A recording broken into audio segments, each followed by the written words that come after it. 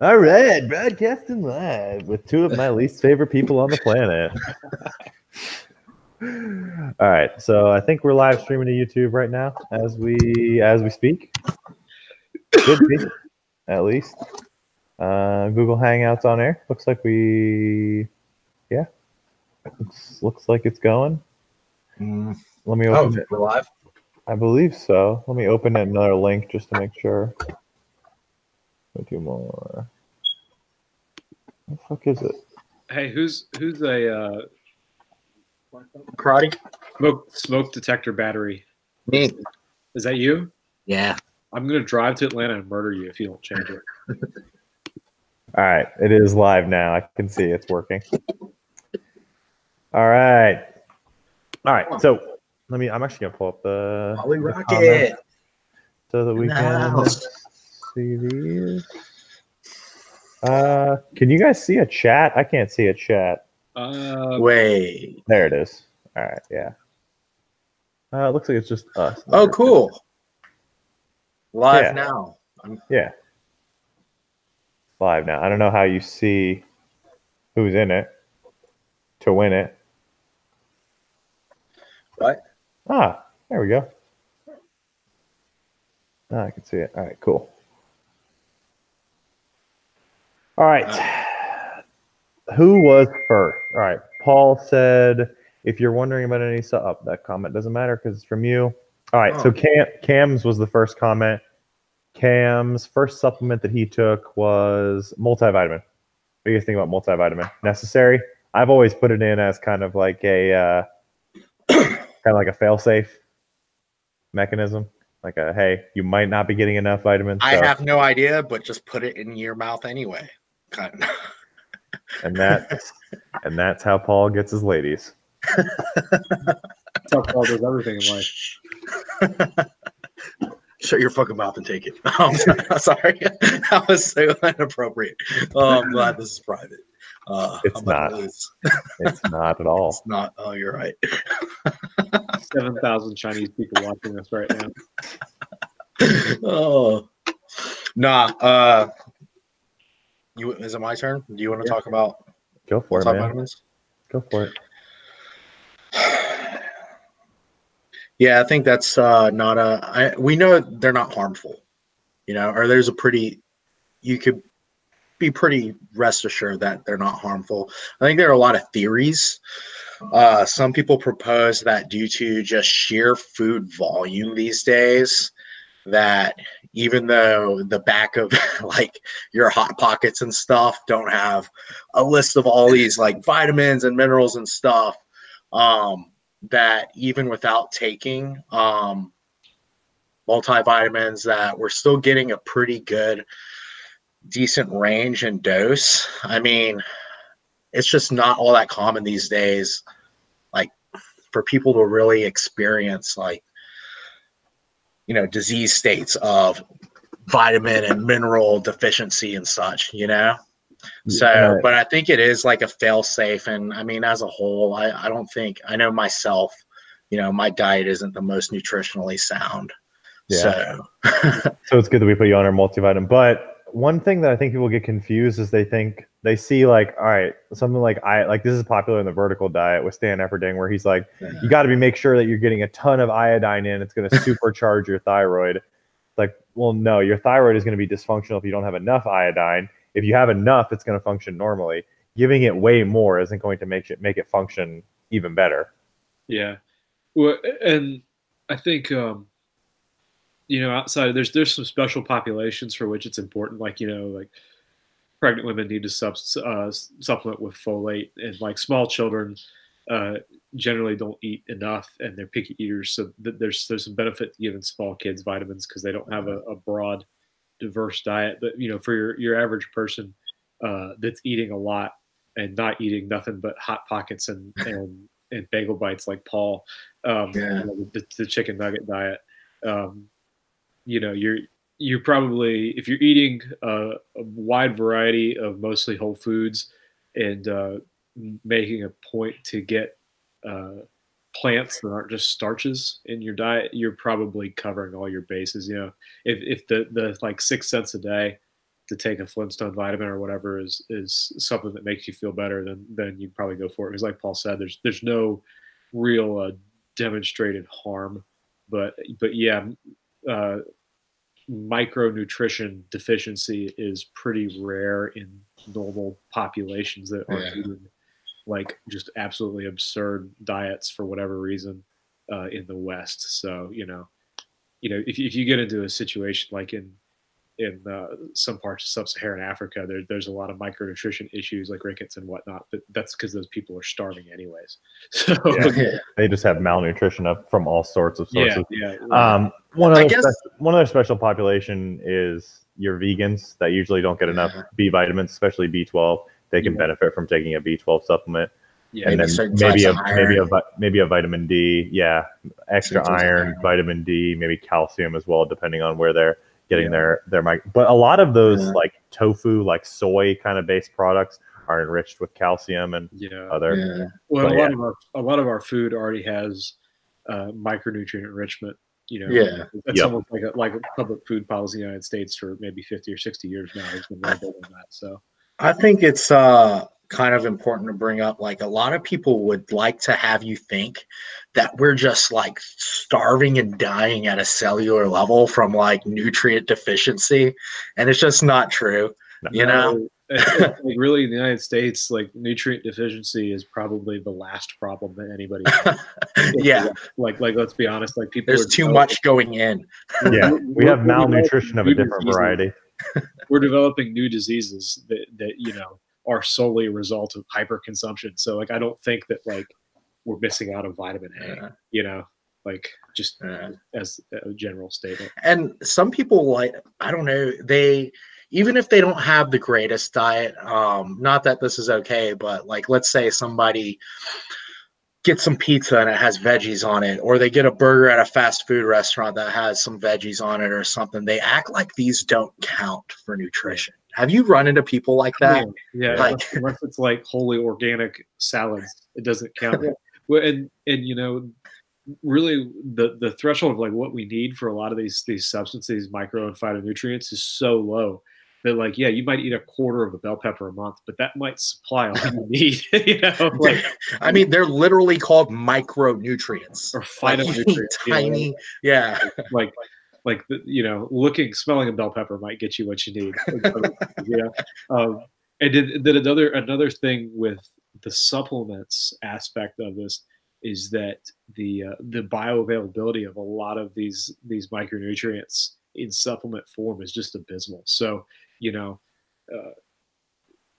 may be taking 10,000 times your RDA of a certain micronutrient every day in the form of your multivitamin. You may still, that may be the threshold for that. May be what it takes just to get you your RDA in terms of actual bioavailable nutrient. I think a lot of people maybe don't even realize that there are a lot of things in food that we don't put in pills, like the phytonutrients, some of those phytonutrients and stuff. And, I remember back in the day, Alan Aragon would make it a big point to say that, there are nutrients in a potato that we haven't even like really identified, like they're, what they do or whatever. And my advice to people is usually to not worry about it and just focus on eating a diverse, varied diet. Try new stuff, eat different stuff. I know people get caught up in being hardcore and eat nothing but chicken and broccoli and brown rice, but that's a pretty miserable way to live. That's a good point too. I think is just some people go to the opposite end of the spectrum where they feel like they need such variety every day and they drive themselves nuts. And it's like, no, like you can have a core group of vegetables and fruits for a few days, maybe swap them out for something else for a few days. And over a range of time, you get a broad spectrum of nutrients. And even just, the concept of eating seasonally with your produce, like there's stuff that, and we're kind of, maybe not in touch with the United States because our food supply chain is so global, but there's stuff that doesn't grow in the summer and there's stuff that doesn't grow in the winter. And so there's certain, fruits and vegetables that are maybe best at certain times of year. And so trying to eat a little bit seasonally, there's different squashes that are different times of year, different citrus and apples that are available, and just kind of eat what's fresh, eat what's in season, and you're probably covering your bases and you're getting enough variety. But it doesn't need to be like I know back in the day, like Poliquin had people like rotating their protein sources. Like, oh, I ate chicken once this week, so I got to have goat and lamb and kangaroo before I have chicken again. And that's silliness. Like, I think what was his argument there, that you were rotating out various like amino acid profiles? Yeah. What do you guys think about, or have you ever had clients come to you and say that they take a green supplement instead of actually eating vegetables? I've had a couple people say that to me. Yeah. Go ahead, Paul. Are you sure? To me, I don't know, man. That's kind of like can I get all my fiber from a psyllium husk powder or something? And it's like there's this crazy drive, it seems like, with people to like replace everything that they like would normally eat with a supplement. Like, I'm gonna have 6 whey shakes, fish oil. I've got a Gatorade powder, saturated fat supplement that I'm gonna take. Yeah, I'm gonna have Gatorade powder for my carbs. I'm gonna have a green supplement. Like, just eat some food, man. That sounds really miserable. And like, I don't recommend against those things, because I don't think that there's maybe I don't think there's a problem with getting 12 additional servings of fruits and vegetables in freeze-dried form a day. Like, the threshold for harm, like, is like, I don't think you can hurt yourself with that. But I would definitely caution people not to let it replace food. Some shit just doesn't sound like sound advice. Yeah. Like, I'm just going to eat nothing but Pop-Tarts. That's fine, right? Like, the greens thing on the opposite end of the spectrum almost sounds like the same thing. Yeah. I mean, like, I think it's a good practice in addition to a normal, varied, healthy diet. But as a standalone thing, like, unless you're in a hospital bed, probably not the best idea. Yeah, it's definitely not going to take the place of actually eating greens. But it's funny that you mentioned fish oil. Fish oil is the next one up. I think fish oil had like it got very popular. Pretty much everyone was taking fish oil. They were saying, oh, it's good for heart health. It's good for muscular hypertrophy. It's good for dealing with inflammation. And now the research has kind of come back around and said, yeah, it's probably good. There's a good profile of omega-3s in there that can kind of balance that equation of omega-3s and omega-6 in your diet. But it's definitely not going to be significantly change your capacity for hypertrophy or save your heart if you're over consuming unhealthy or fat sources. Yeah, I think fish oil is one of those things that it's like greens. It's a good practice in the broader sense of an overall healthy diet. I know CrossFit, their official recommendation when you go take your level 1 is like 3 grams a day total of EPA DHA. And they go through the math. That's like 8 fish oil capsules a day from your generic store brand fish oil. So it's not extreme. I know people are getting up in like the 2008 2009 days, recommending like 40 grams of fish oil. Like, oh my gosh! Yeah. I mean, like, and then people are having problems with grams of fish oil. Yeah, just walking around stinky all the time. I was gonna say, can you imagine the burps? Oh god! Oh yeah. Was that what you were about to say? People are having issues with clotting or like thin blood or something. Yeah, I know that, and even in the level 1, that they specifically, when they talk about fish oil in the nutrition lectures, they talk about if you're in a police, you're law enforcement, or you're like downrange, military, like out in the field, and like there's a chance that you might get shot, like probably lay off fish oil for a while, because it is indicated for to affect clotting.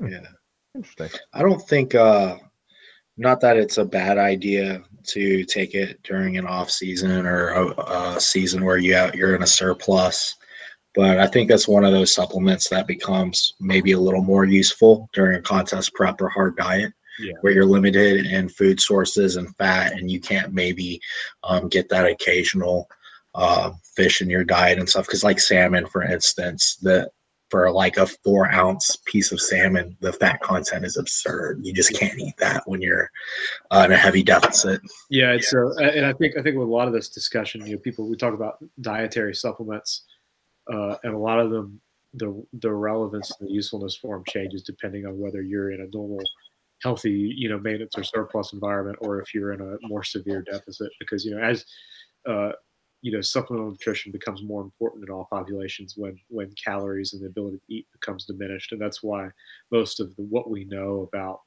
supplements comes from populations like burn victims and the dying, like people who can't eat.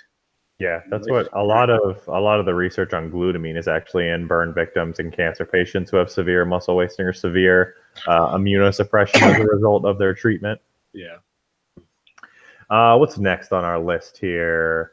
Heather says multivitamin primrose oil. That's the one that I was talking about. Primrose oil. I think it's. No idea. I'm pretty sure that it's an essential oil to help with anxiety, I believe. Anyone heard of that one? I'm Googling it. What does it do? Oh, Jimble says it makes your skin soft. You rub it on your face. I think she's eating it. Why would you eat it? Eating primrose rose oil, a lot of skincare.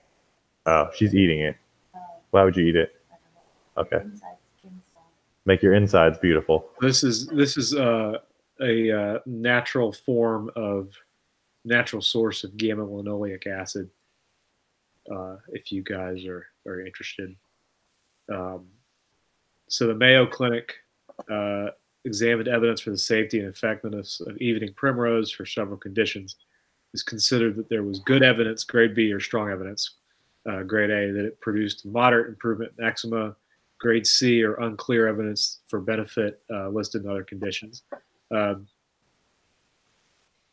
So it's considered to be safe and recommended dosages. There's a list of side effects, counterindications for people who are breastfeeding or on other drugs. I know I've seen some research in the past that indicate that it may have some positive effects on countering obesity. And, I don't know enough to really speak authoritatively on it, but it's probably, given that it's kind of an obscure thing, I don't think if you're not taking it currently, I wouldn't rush out to go buy it and add it to your. Yeah, it's another one that if it has an effect, it's a very, very small effect. Yeah, and we were talking about in a group text the other day, right, Paul and Ryan, about the the magnitude of effect for supplements. And, we talked about creatine, and I'm probably going to jump the shark and take somebody's answer here. But, we talked about creatine, which is like the most studied and most thoroughly vetted supplement in the world, right? Like we know that creatine from the research significantly, it works, has a significant benefit. When you take creatine, it has a scientifically significant benefit, and no one has ever said, "Man, I really feel that creatine burn." Yeah. Maybe like a 14-year-old kid who doesn't know what he's doing. You stole my thing, dude. No. It's your only thing. Yeah, no, so absolutely. Unless it's every now and again you meet somebody who's like, "Oh man, I can always tell I'm getting so strong. I feel it running through my veins. My traps are going right now because I just took my creatine." They're not taking creatine. They're taking something else. Thing. Like it's a placebo. Like they, or they're taking creatine that's got like 500 milligrams of caffeine in it too, and they feel great. So I think that's the underlying mechanism by which a lot of these supplements are going to be effective, is that they just make you think that they are effective. Yeah. Dude, placebo effect's real. Wasn't there that one study where they told people they were taking steroids and they had insane gains? Yeah. Yeah. So they had a big group, and they told them all, "You're taking steroids," and they tracked their improvement. And I think between the squat, bench, and the deadlift, they had an average of like a 30-kilo increase between the 3 lifts. And then they split the group down the middle, and they told half the group, "You are no longer, or you were taking fake steroids." And they told the other group, "You are still taking steroids. You're taking real steroids." And the ones who thought they were still taking real steroids continued to improve, where the ones who were now under the impression that they were not taking anything completely fell off to their baseline measures. Yeah. Dude, this is the thing about creatine is, and like you learn about these things in your sports nutrition classes and stuff, and you go through all the science, and it sounds super nice, and your professor's like, "Oh, it's so effective, scientifically proven." And then what they really should say at the end is, oh, but you won't really notice any of this in real life. And then when you kind of even think about in the context of what it's supposed to do, like people say, oh, maybe you can get an extra rep or two on your bench press or whatever resistance training movement. And then you have to really think, okay, let's say I took this thing that let me get an extra rep or two on my workout for the next year of my life. Like, did those extra reps make any meaningful difference? Yeah. You know, if like, they did make a meaningful difference, it was over 20 years, and it was a 1% increase in size over 20 years. Well, and that was, you know, kind of my point. You know, we talk about this most demonstrated to be effective supplement in the world, right? And we can't see or feel real tangible evidence, you know, in our day-to-day lives of it being effective. So like, what does that say about all this stuff that's, you know, way well below that threshold in terms of demonstrated, you know, benefit? Some of the other ones that I would throw on there. What were you going to say, Paul? Oh, it just kind of kills me just being within the academic community and the arguments people will make, like, well, you know, even if it's 1%, it matters in whatever sport. And it's like, yeah, but it doesn't. Like the example that they'll always give is like, well, a 1% increase is what puts you in the gold medal instead of the silver in the Olympics. Like, okay, well, none of us are going to the Olympics. None of us are competing in the Olympics, so that doesn't matter. Like, we're just trying to not die. We're trying to not get heart disease or diabetes. And how effective is creatine going to be for that? Very, very little. Yeah. So do we want to kind of lump things like magnesium and because I'm looking through the list. Yeah. A lot of this stuff kind of falls into the multivitamin. You know, you've got B12. Maybe we could talk about D3 separately because it's got some benefits, and it's usually not included in multivitamin. I guess it would have been helpful to ask why they're taking certain things as well. Yeah. Because saying magnesium, it's like, oh, we'll include that as a multivitamin, but are they taking it for, I don't know, sleep or cramping or, you know? One that we could knock out was Jenny was talking about how she's on the fence for BCAAs and on whether to take that or not. I've told her a couple times that she's not going to see a huge benefit from taking BCAAs because she's at or above the 1 gram per pound of body weight. Yeah, I think BCAAs are one of those things you could just pretty firmly get off the fence about, right? Yeah, because they're very expensive for essentially just being a flavor enhancer for your water. Yeah, and they're not even.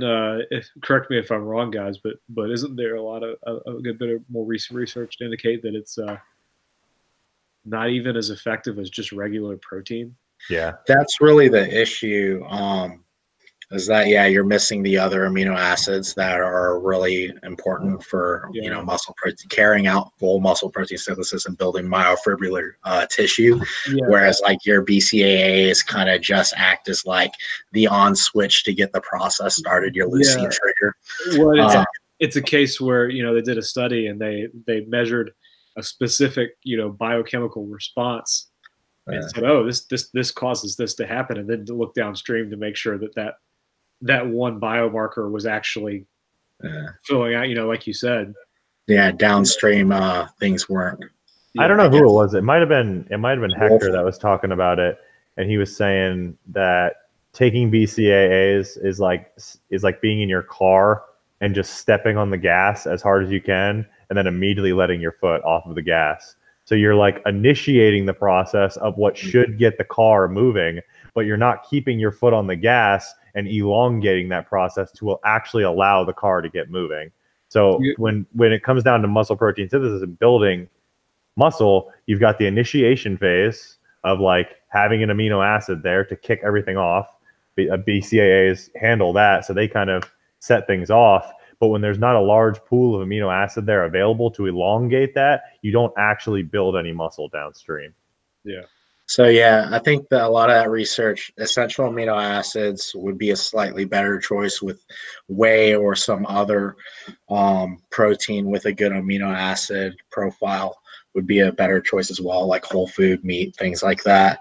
I try not to like jump on the whole completely demonize it. It has no purpose now, I think, and these are fairly obvious ones, but potentially if somebody is a vegan or they're a vegetarian and they need, to kind of bump that leucine up a little bit with a meal or between meals or something. And then, but in most circumstances, I would just argue for essential amino acids or some other protein source. And I can't remember the exact specifics of it, but there's I have seen arguments and discussions that they may have some unique benefits for endurance athletes, which probably comprises 0% of the people watching this. Is that because they function as Krebs cycle intermediates? I think so. Yeah. Yeah. That's the only thought process that I can have there. There's a lot of stuff. I don't know if they figured it out yet, but even just like carbohydrate rinsing, you don't even swallow it. Improves time to exhaustion. Yeah. So. That's because part of the carbohydrate digestion process starts to occur in the mouth, I believe. Yeah. With good old salivary amylase. But another one that I saw that was common among the group was probiotics. Like, do you guys encourage your clients to take probiotics? It's not something that I explicitly recommend that they take. What do you guys think about that? So I definitely personally take probiotics a couple times a week. Thomas has problems. I have major problems. I think that it's beneficial on an individual basis. There's a lot that we don't know still about the microbiome. And kind of the nature of what you do in bodybuilding is probably not good for it, especially if you're somebody who's aggressively prepping. My wife used to compete, and it was like you could tell who the seasoned competitors were when you talk to girls in that world, because the girls who'd been competing for a couple of years and had been they'd been through 4 or 5, maybe 6, 7 preps. They all had like major stomach issues, like big bad problems with bloating, distension, cramps, and it seems like it almost comes out of the process of getting stayed lean and the kind of severe reduction in calories, chronically causes problems. So I think you're on to something there with the severe reduction in calories. And I think it has something to do with like specific foods that they go to as well. Because we look at like different types of fiber and how those feed certain families of bacteria that live in the gut. And when you just consistently feed yourself these certain food groups or these 7 magic foods or whatever. Yeah. I think that, you got a good point right there. Yeah. And it kind of goes back to that diverse diet thing, eating a variety of foods. People get in a place where they eat one vegetable as their vegetable. Yep. 4 years, or their daily Quest bar has an effect on their gut microbiome. I know Paul loves Quest bars. Bricks of chewy nothing. And then even as far as there's kind of this cultural demonization in bodybuilding of dairy products. So things that could definitely be helping people supplement their diets from that perspective, like yogurt, they don't take because they don't want to carry, an extra micrometer of water under their skin when they're 36 weeks out from their next NPC bikini show. Yeah, like an entire year out. Yeah, I don't drink that. I don't eat that. Dude, that's I mean, there are just so many things. I feel like often women are usually trying not to be like super like sexist or anything here, but some of the biggest offenders when it comes to not taking appropriate off seasons or appropriate length off seasons, like they want to do a show every year or multiple shows every year and chronically diet. And I mean, that can only exacerbate that issue so hard. I think that's just the culture of the division, for bikini and figure to a degree, because there's not a big emphasis or as big an emphasis on muscularity. There's not the kind of inherent drive to like have to be bigger you know, in bodybuilding and women's physique, people have this implicit understanding that like you've got to grow some muscle and you've got to have an off season to do that. Whereas bikini, it's different. It's a different kind of subculture that those girls are drawn into. And if you talk to them about it, they have no interest in physique or figure and getting bigger. They don't want to be bigger. So those off seasons don't really have the same meaning to them. So it's something that's easy to skip. And they don't have that, I guess, or a lot of them, you know, because they just kind of go to whatever coach is at their gym that their friend uses or whatever. So a lot of them don't have that person there to say, hey, this is why you need to take an extended off season. And this is what you need to do with your food during that time. You just have this guy that's like, okay, we just did a show. The next one's for like 6 months from now. I'm going to give you a little more food for like a month. And then we're going to start dieting for that one. You know? There's a lot of unscrupulous coaches in that world too that are driving girls to compete 4 times a year because they want to charge them for a prep 4 times a year, you know. And they want to post those pictures 4 times a year. Yeah, and it's like a commoditization of the athletes from the coaches that drives a lot of that unhealthy behavior, unhealthy practices for them. Absolutely. We're way off the reservation, aren't we? Yeah. We've got see what else. What other consistent ones we got? We got L-theanine. A couple people that are saying they take L-theanine. I use it for sleep. I've had it in some sleep formulas. Maybe it helps. I think there's some demonstrated evidence that it does. Probably not a game changer for most people. Yeah, no, it's one of those ones that if you try it out and you feel like it helps you, it feels like helps you get more sleep or better sleep, more quality sleep.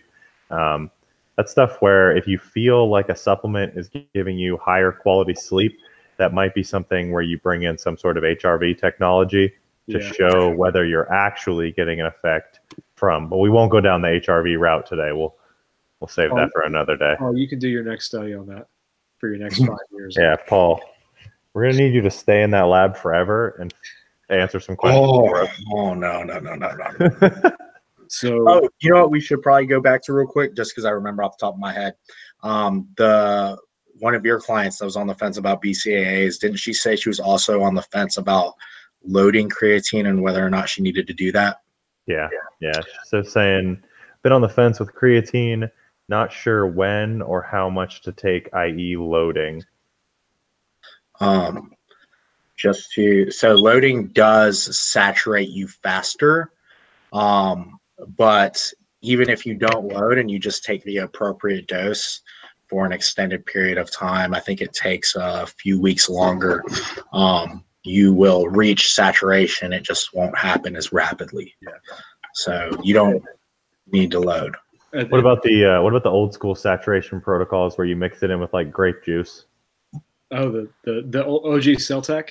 Yes. I'm old enough to have done that. Yeah. Yeah. I remember those days in high school. Yeah. So the loading thing with, I guess there's some benefit to getting to full saturation quicker. But kind of on an individual basis, there's also, as you get above, that 5 grams a day range of creatine supplement, you start to encounter digestive side effects in some people. So some people tolerate it just fine. Some people probably going to spend their whole day in the bathroom drinking 20, 30 grams of creatine a day. So that may be something to be aware of. Be careful if you're considering it. Test your tolerance because GI disturbances can occur. Dude, it will mess me up. You probably want to titrate that up from like the 5 grams a day and then try 10 the next day. And don't jump straight to 20 to make sure. Also splitting that dose up throughout the day. I think that's where I messed up is I would try really big boluses of it versus like 5 grams 4 times a day with plenty of water at the with those servings. I do want to say, do you guys remember? I think the recommended dose was 0.3 grams per kilogram body weight. I know a lot of people hang on to just 5 grams a day. But if you're a larger individual or a smaller individual, it may be worth taking the appropriate dose for your body weight rather than just kind of winging it. That's absurd, Paul. That's absurd. if there is a recommendation, I don't believe it's 0.3 grams per kilogram. That seems like a lot. Is that for loading? Let me math. What is 0.3 or 0.03? Was it? I don't think it would be About 100 0.0. kilograms times.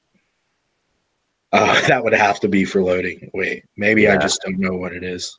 I think that's the loading number. That number does sound familiar, but I think that's for loading. You could be right. 0.3 milligram per kilogram is also the dosing for yohimbine. So that may be why it sounds familiar. Yohimbine is not one that was discussed. Two more that I did want to touch on, and then we'll wrap it up, I guess. Make it quick. Zach, my client Zach. Zach eats a lot. He is on the hot dog and pizza bagels and kind of diet as well. Chicken nuggets. Yes, chicken nugget diet. He said he relies a lot on Zantac. What do you guys think of someone who is eating a lot of food, is having some side effects from eating all that food, specifically things like heartburn, and having to rely on Zantac? I would encourage them to see a physician. That's kind of out of the scope of what I want to give advice on. I will say that I did have a client who was a powerlifter and had some really bad, really frequent heartburn type side effects from the amount of food that he was eating. And he kind of pushed through it and, manned up and ate his 8,000 calories a day or whatever kind of silliness he was into. And trying to move up from 242 to 275. And started throwing up blood one night, went to the hospital, and he had a tear in his esophagus and like 2 liters of blood in his stomach. So, the gastrointestinal side effects are not something to mess around with. I definitely advise somebody who's having those issues to go to a doctor and make sure that they're not having, more severe underlying causes behind them. You hear that, Zach? You shouldn't listen. You should listen to me. Just go to the doctor. Having reflux every single day is not normal. It's not a good thing that you should be experiencing. And he also talked about how he is relying quite a bit on ibuprofen. Yeah, man. I know you just talked about Johnny, and Charlie. No, Charlie. Wrong Asian. Wrong Asian. Yeah. But no, acid reflux, like it could just be acid reflux, but acid reflux is can be a symptom of a lot more serious things. Did you just say that? I was zoned out on my phone. Okay, cool. Good to know. Thanks. Cool. So ibuprofen, yeah. So a reliance on NSAIDs for a hypertrophy athlete or an individual looking for hypertrophy, some potential downfalls there or some issues there. Well, Paul can probably speak. You and Paul can probably speak better on this than me. I know there's at the molecular, the cellular level, there's impacts on the I think Hector could probably do the best one with this because I might butcher this and Hector might be mad at me. And Paul, you can correct me if I'm wrong, but I believe it has to do with inhibiting IL-6, I think, and then inhibiting COX-2 satellite cell proliferation because you're cutting off inflammation. Yeah. So when you rely on NSAIDs, what's the letter abbreviation? NSAID. Non-specific. Non-steroidal. Non-steroidal anti-inflammatories, and those just combat inflammation or deal with inflammation in the entire body. They're not specific to a certain area. So when you take those, you're cutting off inflammation, but the inflammation is a vital process in the adaptation to training. So when you cut off that inflammation, you're cutting off everything that happens downstream as a result of that inflammation. It just so happens that one of the downstream results of that inflammation is actually muscular growth. So constantly relying on NSAIDs after a training program is probably indicative of 1, maybe you're training too intensely, 2, maybe it's too much volume, 3, maybe you're using the wrong exercises, and whatever the reason is, you're going to not get the results that you're looking for. Yeah, well, and just a tangent there, I know that that I word inflammation is really kind of a buzzword in the fitness industry these days, Hmm. and it kind of catches this rap like it's kind of like insulin was 5 years ago. It's treated as sort of No one can tell you what it is, but we Yeah. know it's bad. Yeah, and it's always bad, but really inflammation is a natural part of a lot of what our bodies do in response to stress. So just like insulin is fine, and blood glucose is fine in the right context, you know, you don't run into issues until you get into a situation where those factors are chronically elevated. And What about gluten? Is gluten inflammation? That's right, right? Yeah. All I know is when I buy pizza, I say, give me all the gluten you took out of everybody else's pizza and put it in mine. Put it in a milkshake. It's actually what makes pizza good. What Very makes true. the dough have structure. So, All the gluten. yeah. I want to say, and I'm not super familiar with this research, and I know Hector likes to bring it up, is that in elderly populations, or maybe potentially populations that may actually have high levels of like chronic inflammation, that they tend to sometimes see an increase in hypertrophy with NSAID use. Interesting. Gets the, what would they call it? The inflammation cycle, I think I've heard referred to. That's the breakout of that. They get stuck in one phase of the process. And so using the NSAIDs almost kind of tactically to move them beyond that lets them continue the healing process. That would make sense. Yeah, I think that's what Hector was talking about. He was saying that there's just so much chronic inflammation that taking the NSAID brings them down to a point where the body can actually adapt. Yeah. And for general populations, though, it's probably, if you have a headache, don't feel like terrified to take ibuprofen or something, but it's probably not something that you should be nearing abuse levels of usage with. I think we need to bold an exclamation mark that, because you know that there are people that they hear this, and they're like, I can never take ibuprofen. I'm about to go work out. There's no way I'm taking an ibuprofen, and this is more of a result of chronic use. Yeah. If you've got a headache on a Tuesday, maybe take some. But if you go through a bottle of ibuprofen a week, or you buy it in bulk at Sam's, like maybe there's a distinction there between occasional use and constant use, and these are still drugs, so there's still negative effects that come with them, especially with higher levels of use. So just like you wouldn't go slam. I don't know. I can't even think. You wouldn't drink Pepto-Bismol by the bottle, right? And so probably also not good to slam. Probably giving Zach ulcers, and he has to take all his Yeah. Don't test me. It might be why he has the heartburn, is because he's got ulcers from Two problems are just feeding each other. Nice. Yeah. And NSAIDs do have some pretty well documented gastrointestinal and hepatic side effects. So yeah. I think that very, very high dosages of antioxidants function in a similar way. Where you can, because you're like an adaptation to clear like free radicals and stuff. Or reactive oxygen species. Yeah, they function in the same way that kind of deal with that inflammatory stress to not let you adapt the way you'd like to from training. I think that full body cryotherapy is similar. I could be wrong on the cryo. Huh. That would be an interesting thing to look at, because I know that's very popular in my world right now. CrossFitters are getting those things like 3 times a week. Yeah, so as far as I know from the cryo research, is that it blunts hypertrophic response similar to your NSAIDs, but the style of athletes that are using it predominantly are like your combat athletes, like your MMA fighters, your CrossFit competitors. This is why CrossFitters are small.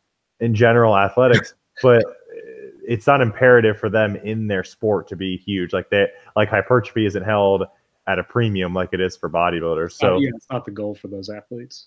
Exactly. So their goal is really, okay, I did a really hard training session. I'm getting ready for the open. I need to come back tomorrow and do another really hard training session. The only way I'm going to be able to do that is if I do this cryotherapy and get all this inflammation out of my knees and my elbows so I can perform at my best. Yeah, and whereas for a bodybuilder, really the goal should be you did this really hard session, and your legs are sore. Well, that's great. Let your legs recover and grow. Yeah, And let your body kind of do its natural thing. So for bodybuilders, their cryotherapy is more of like the growth hormone and the I'm just kidding. Why are you guys staring at me like that? It's not cryotherapy, it's crying therapy. Cheers, bro. I think that's it. I think we knocked them all out. So How about the apple cider vinegar? I think that was Anthony. I'm pretty sure he's just fucking around. I hope he's fucking around. If he's drinking 2 gallons of apple cider vinegar, he's going to need some of Zach's Zantac here soon. Yeah. What about the caffeine and stimulants? Caffeine is your friend, your only friend. It's the only one that cares. Only warmth in life. No, I think that caffeine is caffeine's solid. It needs to be used appropriately. It should be used in your pre-workout window, not like in a pre-workout, but like before your workout, maybe in the morning. You shouldn't be someone who's drinking coffee or taking caffeine tablets all day, every single day, as it's going to lose its efficacy over time, and you're just going to have to rely on more and more and more. That's you. Cool. There's some talk about like periodizing caffeine, about like you should take your most caffeine in your hardest training weeks.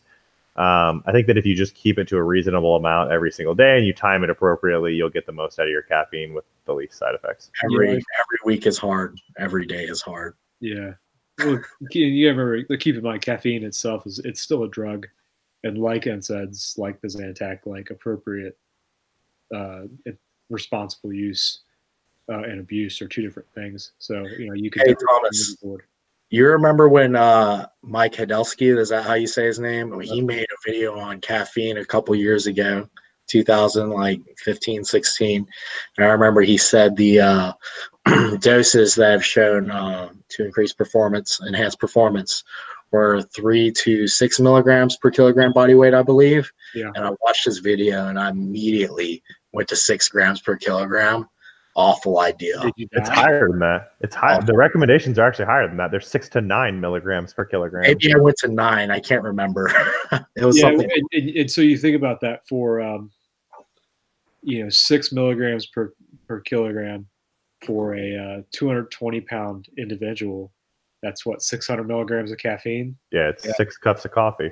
Yeah, or like a Bang energy drink and a scoop of pre-workout, which is really not that wild in the world of what I've seen people do.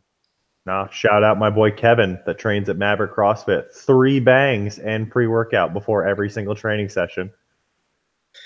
Dude, he was your boy. He's probably dead by now, right? Yeah, he passed away. We miss you, Kevin. Dude, something is wrong. Like, that is not okay. No. Like, if you need that to make it through a workout, let the man live his life. He's going hard. He's trying to be a champion. There is no balance. Yeah. It's all about the. What else? Any more? Do you have the Facebook pulled up? I do. What, Jimbo? Biotin. What's with all these hair, skin, and nails questions? For bodybuilders, don't worry about it. You're all going to be bald by the time you're 28. So yeah. Well, I'm about to be 30, and I still have lots of hair. Yeah, but inside you're like 22. That's true. I also have like a Vegeta hairline. Yeah. I think that's it. Hold on, let me pull it up. L-theanine, magnesium comes in multivitamins. Fish oil we talked about. Apple cider vinegar was a joke. Green tea, coffee. Yeah, that's just getting caffeine. Oh.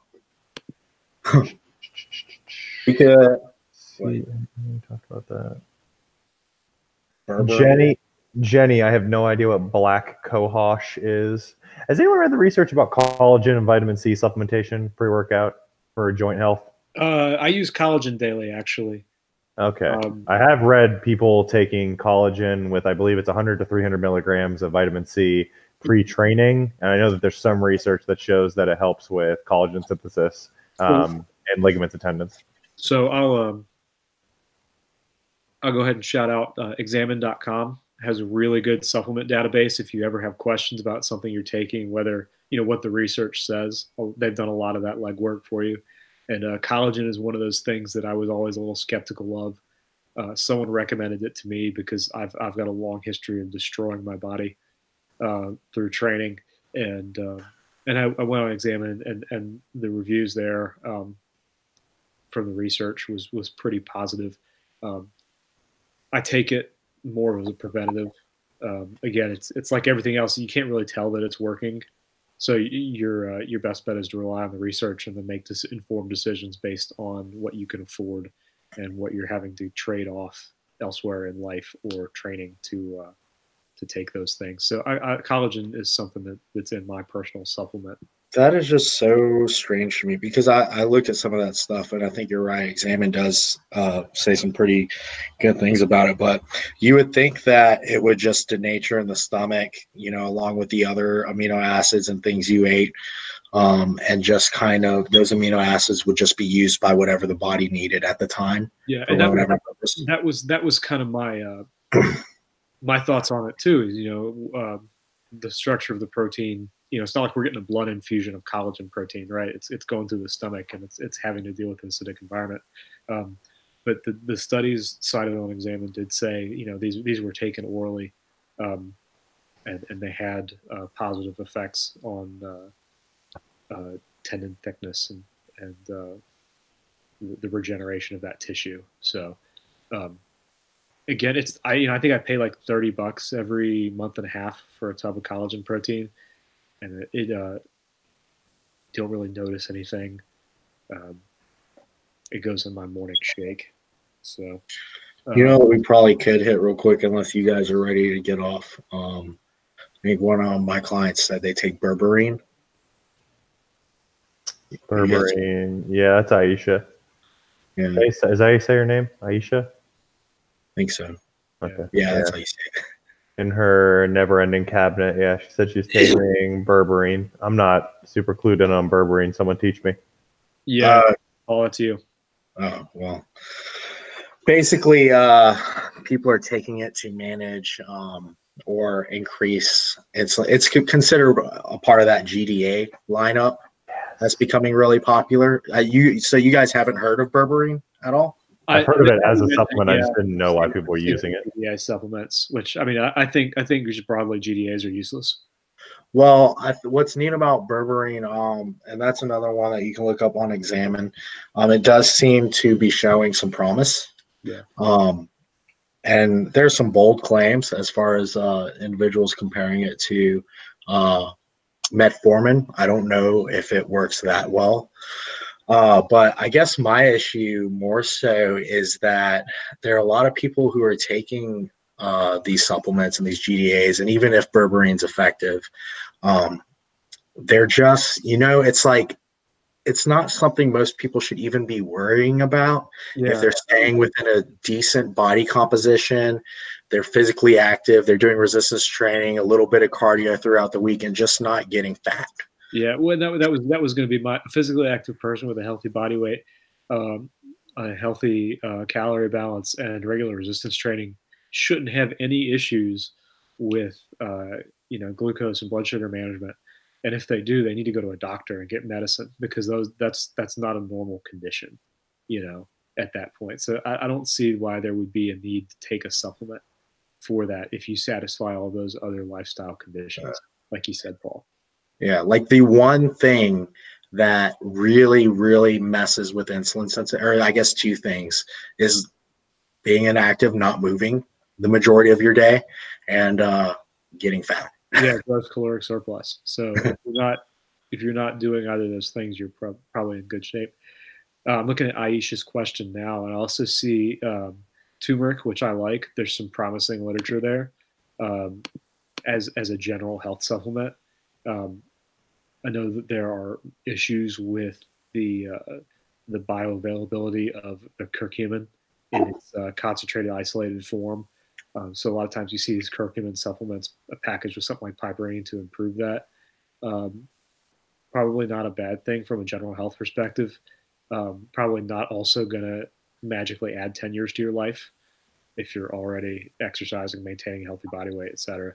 So, but then I see beetroot, which I know nothing about, and then activated charcoal. So, got any?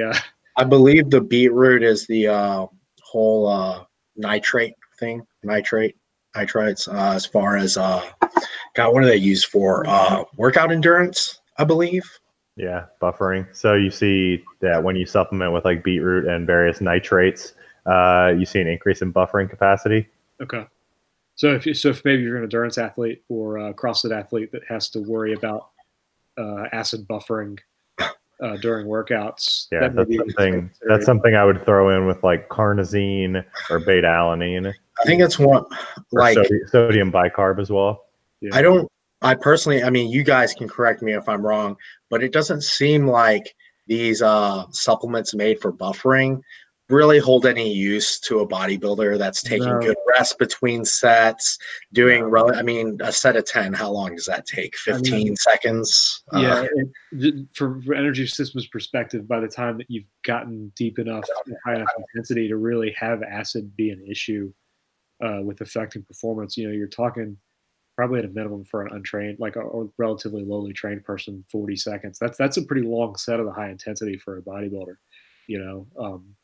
and then in more highly trained athletes, maybe 2 or 3 minutes. That's ridiculous amount of time to be on. I think you'd probably be best served by maybe doing light cardio in your off season. Yeah. And just developing your aerobic system a little bit. Yeah, you can improve your ability to buffer or need to buffer less just by improving your aerobic capacity to a pretty huge degree. So, I guess we'll get into this in a later Q&A when we go into the big energy systems for lifters. But, if you develop some basic aerobic capacity, nothing you're going to do in bodybuilding is going to require lactate buffering to continue a workout. Maybe if you do some stupid drop set stuff.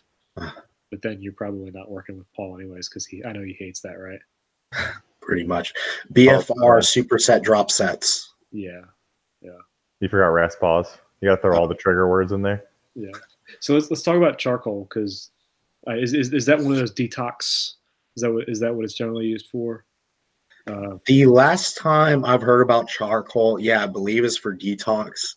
I know some people will use it, I believe, to measure, I guess, rate of digestion as well by seeing how quickly it shows up in their poop. Maybe, I don't know. I know that a couple years ago, my dad got into a chemical exposure issue with some stuff in his shop, and they made him take charcoal for like a week to pull the heavy metals and stuff that he accidentally breathed in or got ingested, pull it out of his system. So, but I don't know if that's why that would be something you'd take on a regular basis as a supplement. Yeah, I have absolutely no idea. People do all sorts of weird shit with charcoal. They rub it on their teeth. Like having frothy dark poop. Yeah, I don't know. I guess people are eating it now. Yeah. I don't know. Like that's how you get mesothelioma. Yeah. I think a really important take-home message is to do. What is that? Charcoal mask? Yeah, charcoal mask. Yeah. We put it on our faces and run around in the dark, try to scare each other. So it's just to, man, a lot of these supplements, I mean, they cost a lot of money. You really want to do your research, and you don't want to be blowing $300-400 a month on supplements and not really be sure that you're getting a good benefit, or that you're within a population that can even receive a benefit from, Yeah. All right. Oh shit, did I break it? No, I didn't break it. All right. Thought I broke it for a second. About to end. Yeah. Anything else? What do you want to close on, Paul? I just want everybody to make sure they remain thick and girthy. Thomas, closing words? I don't think I could state anything beyond that. So sharing the sentiment of staying thick and girthy. Yeah, always. Maybe veiny and tight. Oh, Yeah, veiny and tight, that is important. Yeah. Major key. Maybe solid too. I guess I took them all. On my end, eat your vegetables. Take the supplements that actually work. Love each other. That's very important. Go to the website, spend all your money, and buy our shit. Don't be a racist. Stay thick with 3 C's. Don't wear charcoal masks like Paul. That's questionably wearing blackface, which is racist. So please stop, Paul. Well, I'm half Asian. I can do things that you can't. That settles that. Paul is officially a minority group, so he's immune to being racist. And that's where we'll close for today. Why do you have more white trophies than dark trophies behind you? I just can't stand dark trophies. Ryan only dates minors. Yes. Wait, minors or minorities? Because there's a big difference between those two. And before we incriminate ourselves further, that's a wrap. Go sign up, giftedperformance.com. Go follow these guys on Instagram. They're pretty smart. Peace out. Bye.